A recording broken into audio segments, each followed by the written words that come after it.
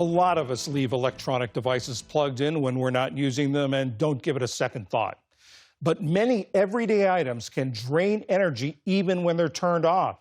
Things like coffee machines, video game consoles, and laptop chargers. They account for between 5 and 10% of nationwide home energy use. Stephanie Tsai spoke with Alexis Abramson, Dean and Professor at the Climate School at Columbia University, to learn more about the effect of these so-called vampire devices.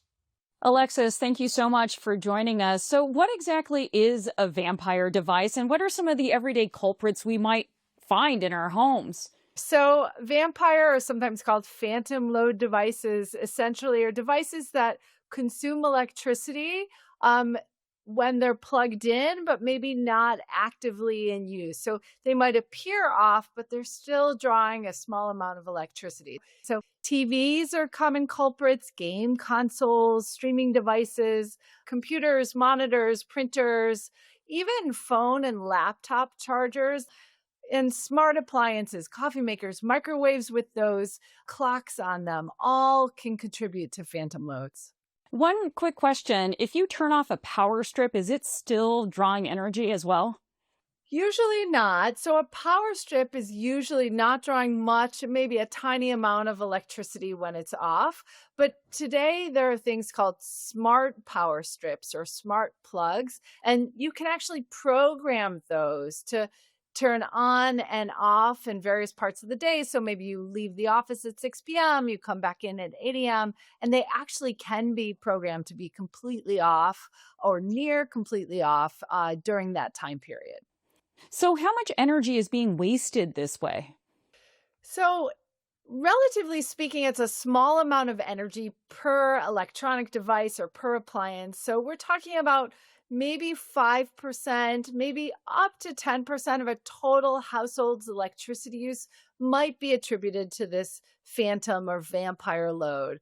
But for some homes, that can really be about $100, maybe to $200 annually. So overall, it can actually be a pretty substantial amount. Are manufacturers in any way pressured to redesign their products so that there aren't these sort of phantom energy systems that continue to run even when we're not actively using the appliances? Yes, absolutely. So manufacturers are more and more designing different features to make sure that either the consumer has the ability to turn things off, like really turn things off, or make sure they have the ability to put things in more of a sleep mode when possible. Ultimately, though, when it comes to the environment and in particularly climate change, how much of a difference would it make if everyone became more conscientious about unplugging devices that they don't use?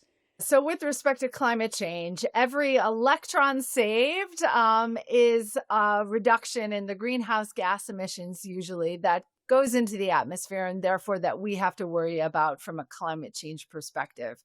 So if we can just avoid the use of the energy, then that is the best way possible in order to avoid the greenhouse gas emissions that fossil fuel power plants generate to provide electricity. If everybody in the country could do just a little bit of something, we would then be able to reduce that total energy consumption and thereby help mitigate the climate crisis.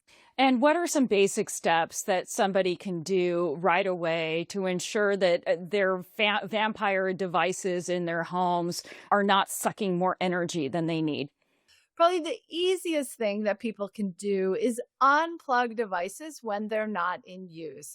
This includes things like cell phone chargers. Oftentimes, we leave those chargers plugged into the wall, and many of them can draw some electricity even when that phone isn't charging. Another thing to be able to do is if you have some kind of wall switch, you can use that wall switch to turn that device on and off. Maybe the next step is to be able to use smart power strips or smart plugs. And then the other thing is when you're in need of a new appliance or a new electronic device, just make sure you're looking for that Energy Star label when you're walking into that big box store. It will cut costs on your monthly electricity bill and really help the world in a way that you're not emitting more greenhouse gases than you absolutely have to. That is Alexis Abramson with Columbia's Climate School. Thank you so much for joining us. Thank you very much. Happy to be here.